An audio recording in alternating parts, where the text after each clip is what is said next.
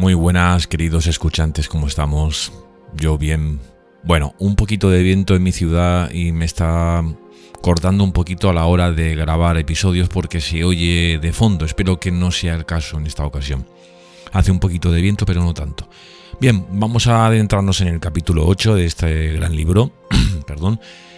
Y vamos a ver cómo ha quedado Dorian Gray tras esa ruptura con Sybil Vane, esa decepción absoluta que tuvo en su actuación y todo lo que le dijo. Vamos a ver qué ocurre en este capítulo número 8.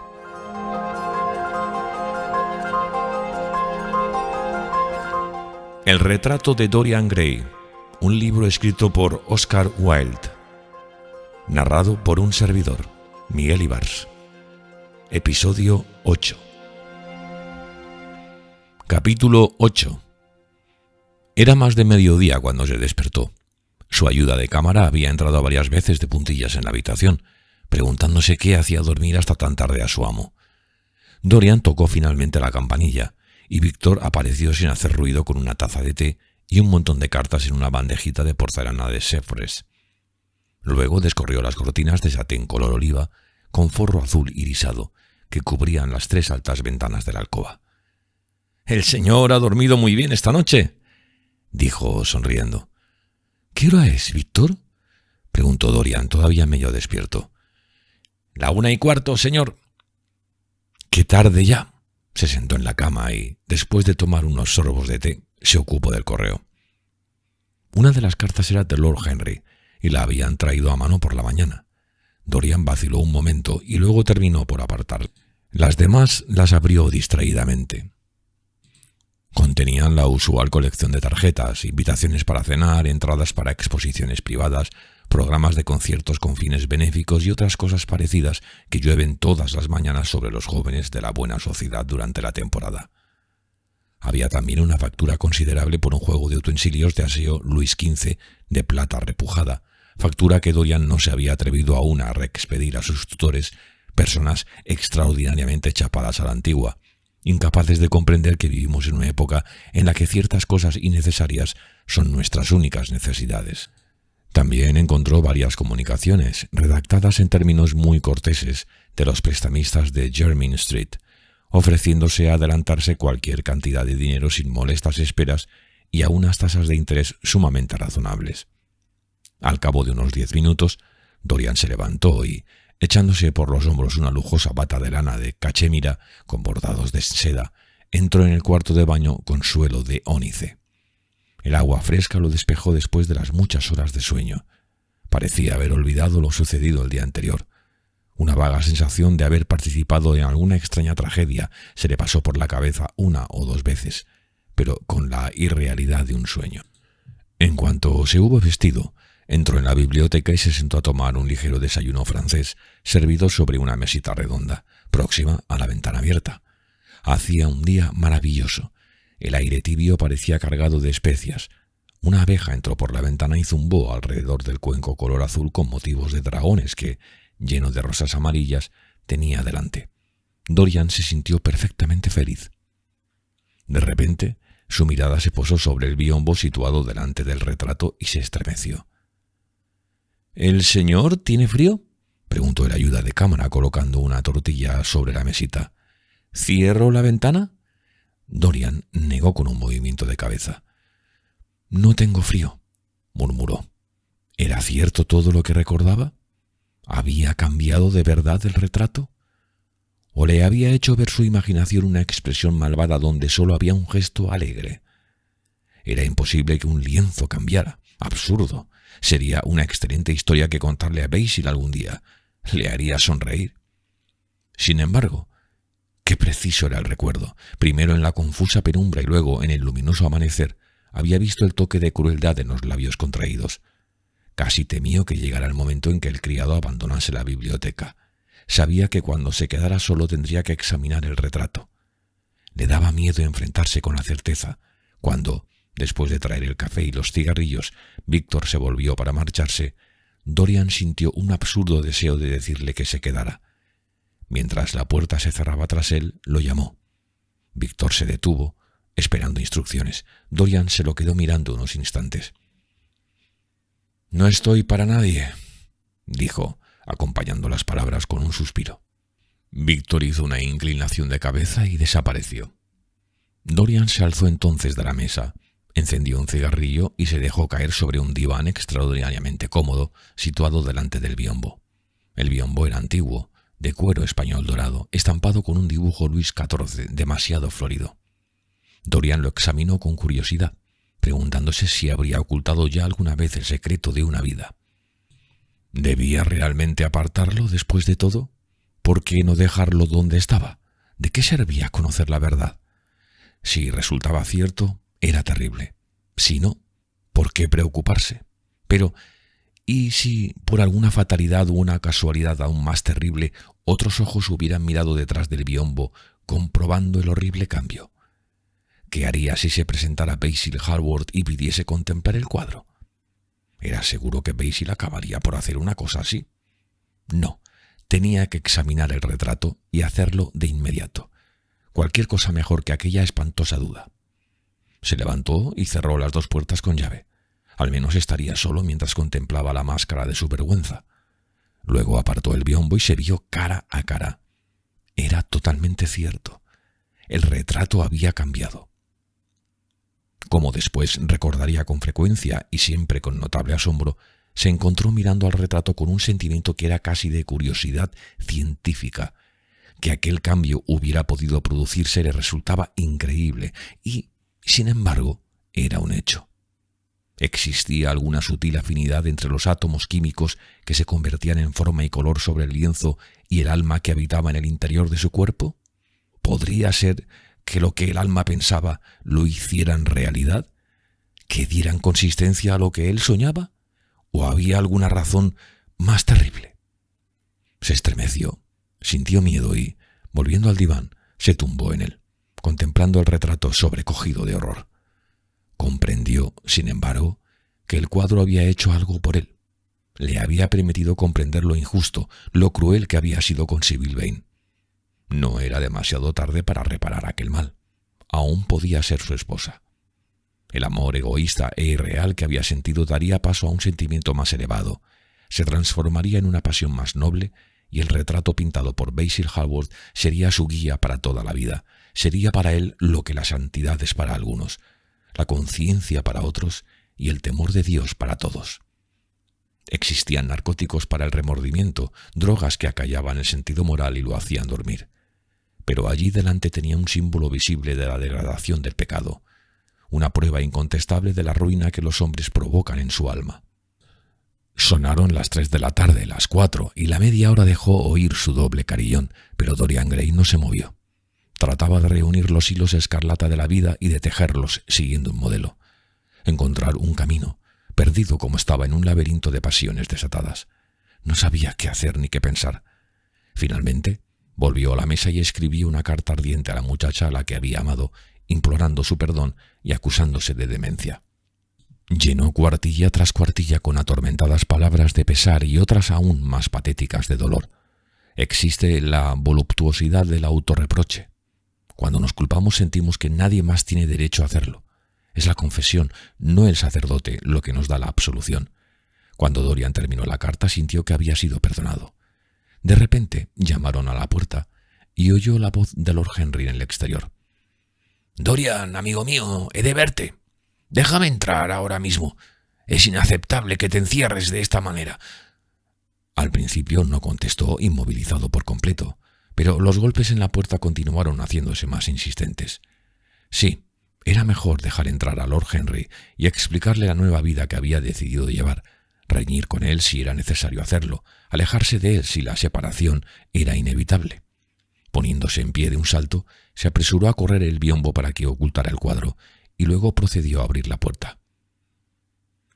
«Siento mucho todo lo que ha pasado, Dorian», dijo Lord Henry al entrar, «pero no debes pensar demasiado en ello».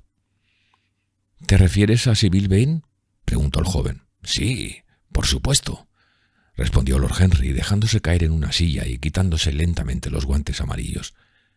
«Es horrible, desde cierto punto de vista, pero tú no tienes la culpa. Dime, ¿fuiste a verla después de que terminara la obra?» «Sí». Estaba convencido de que había sido así. ¿Le hiciste una escena? Fui brutal, Harry, terriblemente brutal.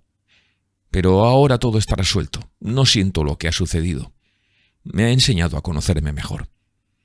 Ah, Dorian, cómo me alegro que te lo tomes de esa manera. Temía encontrarte hundido en el remordimiento y mesándote esos cabellos tuyos tan agradables. He superado todo eso, dijo Dorian, moviendo la cabeza y sonriendo.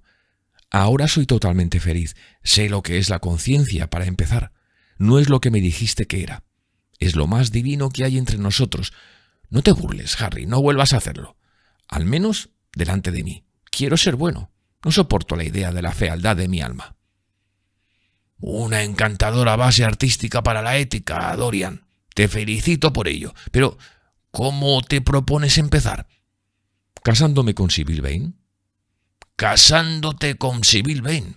—exclamó Lord Henry, poniéndose en pie y contemplándolo con infinito asombro. —Pero, mi querido Dorian. —Sí, Harry, sé lo que me vas a decir. Algo terrible sobre el matrimonio. No lo digas. No me vuelvas a decir cosas como esas. Hace 2 días le pedí a Sybil que se casara conmigo. No voy a faltar a mi palabra. Será mi esposa. —¿Tu esposa? ¿No has recibido mi carta? Te he escrito esta mañana y te envié la nota con mi criado. ¿Tu carta? Ah, sí, ya recuerdo. No la he leído aún, Harry. Temía que hubiera con ella algo que me disgustara. Cortas la vida en pedazos con tus epigramas. Entonces, no sabes nada. ¿Qué quieres decir? Lord Henry cruzó la habitación y, sentándose junto a Dorian Gray, le tomó las 2 manos, apretándoselas mucho. Dorian, dijo, mi carta... no te asustes. Era para decirte que Sybil Vane ha muerto.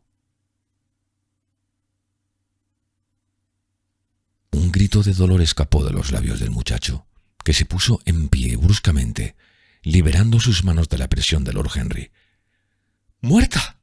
¡Sybil muerta! ¡No es verdad! ¡Es una mentira espantosa! ¿Cómo te atreves a decir una cosa así?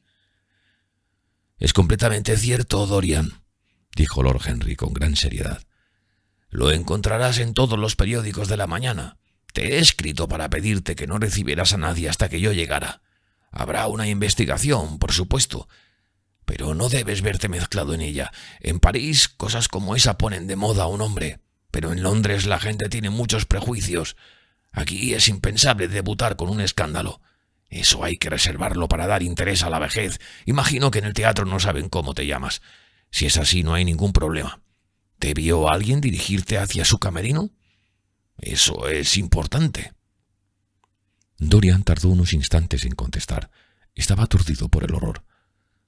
¿Has hablado de una investigación? Tartamudeó finalmente con voz ahogada. ¿Qué quieres decir con eso? ¿Acaso Sybil es superior a mis fuerzas, Harry? Pero habla pronto. Cuéntamelo todo inmediatamente. Estoy convencido de que no ha sido un accidente, aunque hay que conseguir que la opinión pública lo vea de esa manera. Parece que cuando salía del teatro con su madre, alrededor de las 12:30 más o menos, dijo que había olvidado algo en el piso de arriba. Esperaron algún tiempo por ella, pero no regresó. Finalmente la encontraron muerta, tumbada en el suelo de su camerino. Había tragado algo por equivocación, alguna cosa terrible que usan en los teatros. No sé qué era, pero tenía ácido prúsico o carbonato de plomo.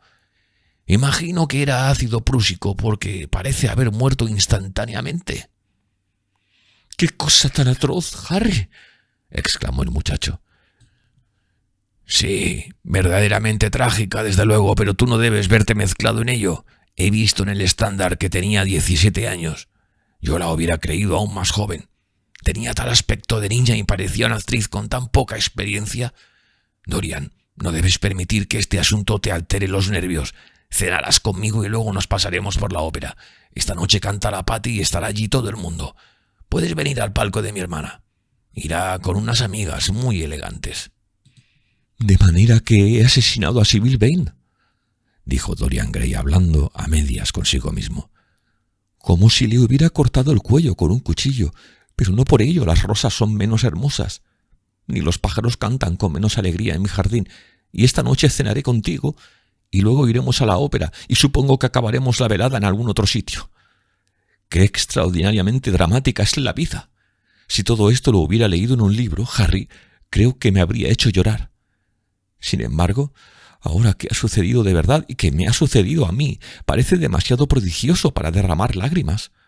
Aquí está la primera carta de amor apasionada que he escrito en mi vida. Es bien extraño que mi primera carta de amor esté dirigida a una muchacha muerta. ¿Tienen sentimientos, me pregunto, esos blancos seres silenciosos a los que llamamos los muertos? ¿Puede Sibyl sentir, entender o escuchar? ¡Ah, Harry! ¡Cómo la amaba hace muy poco! Pero ahora me parece que han pasado años. Lo era todo para mí. Luego llegó aquella noche horrible, ayer, en la que actuó tan espantosamente mal y en la que casi se me rompió el corazón. Me lo explicó todo. Era terriblemente patético, pero no me conmovió en lo más mínimo. Me pareció una persona superficial, aunque luego ha sucedido algo que me ha dado miedo. No puedo decirte qué, pero ha sido terrible. Y decidí volver con Sibyl. Comprendí que me había portado mal con ella. Y ahora está muerta. Dios del cielo, Harry, ¿qué voy a hacer? No sabes en qué peligro me encuentro, y no hay nada que pueda mantenerme en el camino recto. Sibyl lo hubiera conseguido. No tenía derecho a quitarse la vida. Se ha portado de una manera muy egoísta. «Mi querido Dorian», respondió Lord Henry, sacando un cigarrillo de la pitillera y luego un estuche para cerillas con baño de oro. «La única manera de que una mujer reforme a un hombre es aburriéndolo tan completamente que pierda todo interés por la vida. Si te hubieras casado con esa chica, habrías sido muy desgraciado. Por supuesto, la hubieras tratado amablemente. Siempre se puede ser amable con las personas que no nos importan nada. Pero habría descubierto enseguida que solo sentías indiferencia por ella. Y cuando una mujer descubre eso de su marido, o empieza a vestirse muy mal, o lleva sombreros muy elegantes que tiene que pagar el marido de otra mujer. Y no hablo del Fox Pass social, que habría sido lamentable y que, por supuesto, yo no hubiera permitido, pero te aseguro que, de todos modos, el asunto habría sido un fracaso de principio a fin». «Imagino que sí», murmuró el muchacho, paseando por la habitación, horriblemente pálido. «Pero pensaba que era mi deber. No es culpa mía que esta espantosa tragedia me impida actuar correctamente. Recuerdo que en una ocasión dijiste que existe una fatalidad ligada a las buenas resoluciones, y es que siempre se hacen demasiado tarde. Las mías, desde luego». «Las buenas resoluciones son intentos inútiles de modificar leyes científicas. No tienen otro origen que la vanidad, y el resultado es absolutamente nulo. De cuando en cuando nos proporcionan algunas de esas suntuosas emociones estériles que tienen cierto encanto para los débiles. Eso es lo mejor que se puede decir de ellas. Son cheques que hay que cobrar en una cuenta sin fondos». «Harry», exclamó Dorian Gray, acercándose y sentándose a su lado, «¿por qué no siento esta tragedia con la intensidad que quisiera? No creo que me falte corazón. ¿Qué opinas tú?» «Has hecho demasiadas tonterías durante los últimos 15 días para que se te pueda acusar de eso, Dorian», respondió Lord Henry con su dulce sonrisa melancólica. El muchacho frunció el ceño. «No me gusta esa explicación, Harry», replicó, «pero me alegra que no me juzgues sin corazón. No es verdad, sé que lo tengo, y sin embargo he de reconocer que lo que ha sucedido no me afecta como debiera. Me parece sencillamente un final estupendo para una obra maravillosa. Tiene la belleza terrible de una tragedia griega, una tragedia en la que he tenido un papel muy destacado, pero que no me ha dejado heridas». «Es un caso interesante», dijo Lord Henry, que encontraba un placer sutil en jugar con el egoísmo inconsciente de su joven amigo. «Un caso sumamente interesante. Creo que la verdadera explicación es esta. Sucede con frecuencia para que las tragedias reales de la vida ocurren de una manera tan poco artística que nos hieren por lo crudo de su violencia, por su absoluta incoherencia, su absurda ausencia de significado, su completa falta de estilo. Nos afectan como lo hace la vulgaridad, solo nos producen una impresión de fuerza bruta y nos rebelamos contra eso. A veces, sin embargo, cruza nuestras vidas una tragedia que posee elementos de belleza artística. Si esos elementos de belleza son reales, todo el conjunto apela a nuestro sentido del efecto dramático. De repente descubrimos que ya no somos los actores, sino los espectadores de la obra, o que somos más bien las dos cosas. Nos observamos, y el mero asombro del espectáculo nos seduce.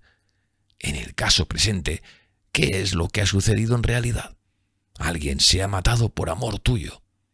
Me gustaría haber tenido alguna vez una experiencia semejante. Me hubiera hecho enamorarme del amor para el resto de mi vida. Las personas que me han adorado, no han sido muchas, pero sí algunas, siempre han insistido en seguir viviendo después de que yo dejase de quererlas y ellas dejaran de quererme a mí. Se han vuelto corpulentas y tediosas, y cuando me encuentro con ellas se lanzan inmediatamente a los recuerdos. ¡Ah! Esa terrible memoria de las mujeres. ¡Qué cosa más espantosa! Y qué total estancamiento intelectual revela. Se deben absorber los colores de la vida, pero nunca recordar los detalles. Los detalles siempre son vulgares. He de sembrar amapolas en el jardín, suspiró Dorian. No hace falta, replicó su amigo. La vida siempre distribuye amapolas a manos llenas. Por supuesto, de cuando en cuando las cosas se alargan. En una ocasión no llevé más que violetas durante toda una temporada, a manera de luto artístico por una historia de amor que no acababa de morir. A la larga, terminó por hacerlo. No recuerdo ya qué fue lo que la mató. Probablemente su propuesta de sacrificar por mí el mundo entero. Ese es siempre un momento terrible. Le llena a uno con el terror de la eternidad. Pues bien, ¿querrás creerlo? La semana pasada, en casa de Lady Hampshire, me encontré cenando junto a la dama de quien te hablo e insistió en revisar toda la historia, en desenterrar el pasado y en remover el futuro. Yo había sepultado mi amor bajo un lecho de asfódelos. Ella lo sacó de nuevo a la luz, asegurándome que había destrozado su vida. Me veo obligado a señalar que procedió a devorar una cena copiosísima, de manera que no sentí la menor ansiedad. Pero qué falta de buen gusto la suya. El único encanto del pasado es que es el pasado. Pero las mujeres nunca se enteran de que ha caído el telón. Siempre quieren un sexto acto, y tan pronto como la obra pierde interés, sugieren continuarla. Si se las dejara salirse con la suya, todas las comedias tendrían un final trágico, y todas las tragedias culminarían en farsa. Son encantadoramente artificiales, pero carecen de sentido artístico. Tú has tenido más suerte que yo. Te aseguro que ninguna de las mujeres que he conocido hubiera hecho por mí lo que Sibyl Vane ha hecho por ti. Las mujeres ordinarias se consuelan siempre. Algunas se lanzan a los colores sentimentales. Nunca te fíes de una mujer que se viste de malva, cualquiera que sea su edad, o de una mujer de más de 35 aficionada a las cintas de color rosa. Eso siempre quiere decir que tienen un pasado. Otras se consuelan descubriendo de repente las excelentes cualidades de sus maridos. Hacen ostentación en tus narices de su felicidad conyugal como si fuera el más fascinante de los pecados. Algunas se consuelan con la religión, cuyos misterios tienen todo el encanto de un coqueteo, según me dijo una mujer en cierta ocasión, y lo comprendo perfectamente. Además, nada le hace a uno tan vanidoso como que lo acusen de pecador. La conciencia nos vuelve egoístas a todos. Sí, son innumerables los consuelos que las mujeres encuentran en la vida moderna, y, de hecho, no he mencionado aún el más importante. ¿Cuál es, Harry?, preguntó el muchacho distraídamente. Oh, el consuelo más evidente, el que consiste en apoderarse del admirador de otra cuando se pierde al propio. En la buena sociedad eso siempre rehabilita a una mujer. Pero realmente, Dorian, qué diferente debía de ser Sibyl Vane de las mujeres que conocemos de ordinario. Hay algo que me parece muy hermoso acerca de su muerte. Me alegro de vivir en un siglo en el que ocurren tales maravillas. Le hacen creer a uno en la realidad de cosas con las que todos jugamos, como romanticismo, pasión y amor. Yo he sido horriblemente cruel con ella. Lo estás olvidando. Mucho me temo que las mujeres aprecian la crueldad pura y simple más que ninguna otra cosa. Tienen instintos maravillosamente primitivos. Las hemos emancipado, pero siguen siendo esclavas en busca de dueño. Les encanta que las dominen. Estoy seguro de que estuviste espléndido. No te he visto nunca enfadado de verdad, aunque me imagino el aspecto tan delicioso que tenías.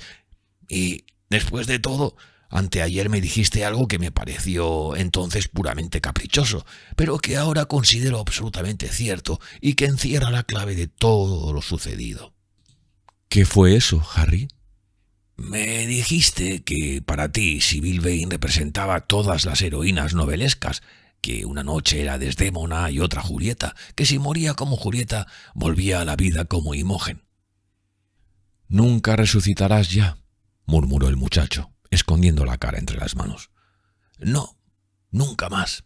Ha interpretado su último papel, pero debes pensar en esa muerte solitaria en un camerino de oropel como un extraño pasaje espeluznante de una tragedia jacobea, como una maravillosa escena de Webster, de Ford o de Cyril Tourneau. Esa muchacha nunca ha vivido realmente, de manera que tampoco ha muerto de verdad. Para ti, al menos, siempre ha sido un sueño, un fantasma que revoloteaba por las obras de Shakespeare y las hacía más encantadoras con su presencia, un caramillo con el que la música de Shakespeare sonaba mejor y más alegre. En el momento en que tocó la vida real, desapareció el encanto, la vida la echó a perder y Sibyl murió. Lleva duelo por Ofelia, si quieres, cúbrete la cabeza con cenizas porque Cordelia ha sido estrangulada. Clama contra el cielo porque ha muerto la hija de Brabantio. Pero no malgastes tus lágrimas por Sibyl Vane. Era menos real que todas ellas. Hubo un momento de silencio. La tarde se oscurecía en la biblioteca. Mudas y con pies de plata, las sombras del jardín entraron en la casa. Los colores desaparecieron cansadamente de los objetos. Después de algún tiempo, Dorian Gray alzó los ojos. «Me has explicado a mí mismo, Harry», murmuró con algo parecido a un suspiro de alivio. «Aunque sentía lo que has dicho, me daba miedo y no era capaz de decírmelo. ¡Qué bien me conoces! Pero no vamos a hablar más de lo sucedido. Ha sido una experiencia maravillosa, eso es todo. Me pregunto si la vida aún me reserva alguna otra cosa tan extraordinaria». La vida te lo reserva todo, Dorian. No hay nada que no seas capaz de hacer con tu maravillosa belleza. Pero supongamos, Harry, que me volviera ojeroso y viejo y me llenara de arrugas. ¿Qué sucedería entonces? Ah, dijo Lord Henry poniéndose en pie para marcharse. En ese caso, mi querido Dorian, tendrías que luchar por tus victorias. De momento, se te arrojan a los pies. No, tienes que seguir siendo como eres. Vivimos en una época que lee demasiado para ser sabia y que piensa demasiado para ser hermosa. No podemos pasarnos sin ti. Y ahora más vale que te vistas y vayamos en coche al club. Ya nos hemos retrasado bastante. Creo que me reuniré contigo en la ópera. Estoy demasiado cansado para comer nada. ¿Cuál es el número de palco de tu hermana? 27, me parece. Está en el primer piso. Encontrarás su nombre en la puerta. Pero lamento que no cenes conmigo. No me siento capaz, dijo Dorian distraídamente, aunque te estoy terriblemente agradecido por todo lo que me has dicho. Eres sin duda mi mejor amigo. Nadie me ha entendido nunca como tú.